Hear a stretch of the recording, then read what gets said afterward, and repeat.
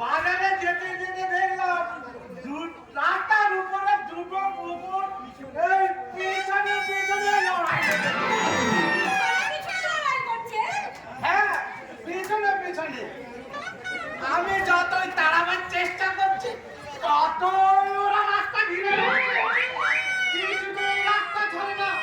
তখন বুকে সাহস আনছে আমি গাঁজার দম দিয়ে সবে মাত্র দুটো টান দিয়েছি, নেশাটাও একটু একটু ডাকতে শুরু করেছে। হঠাৎ দেখি সাত গাঁজার আগুনটা শেষ। কাছে না আছে নারকেলের ছোবড়া আর না কিছু। তখন তোর ওই বাজার করা নোটগুলোকে নারকেলের ছানার মতো দোলা পাকিয়ে সে আগুনে আমি গঙ্গা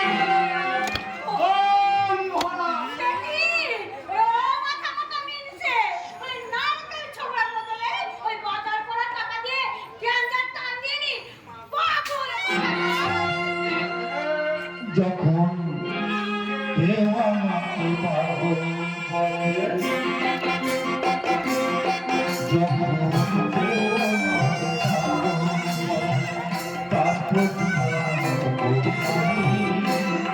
যখন তুমি আমার পাগল বলো, তুমি আমার পাগল বলো, ধন্য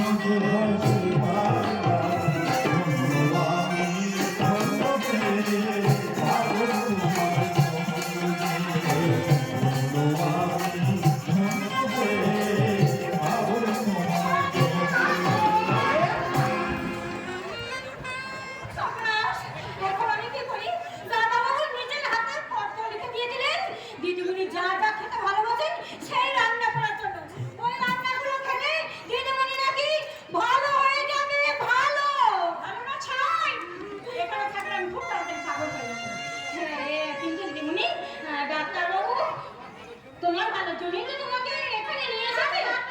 তোমাকে আর ডাক্তারবাবু হয়ে ওকালতি করতে হবে না। শোনো, আজ আমি এখান থেকে পালিয়ে আজই তোমরা আমার ছোট ছোট পেয়েছো পাহাড়, নদী, ঝর্ণা এই সমস্ত দেখি আমার অতীত থেকে তোমরা ভুলিয়ে রাখবে। ও অতীতকে কখনো কম পালিয়ে রাখা যায় না রকমই। অতীতের স্মৃতি হলো বাঁচার প্রেরণা, আর অতীতের স্মৃতি হলো জীবনের সবচাইতে মূল্যবান সম্পদ। কিন্তু ডাক্তারবাবু, দিদিমণি আমার কথা কিছুতেই শুনতে চাইছে না।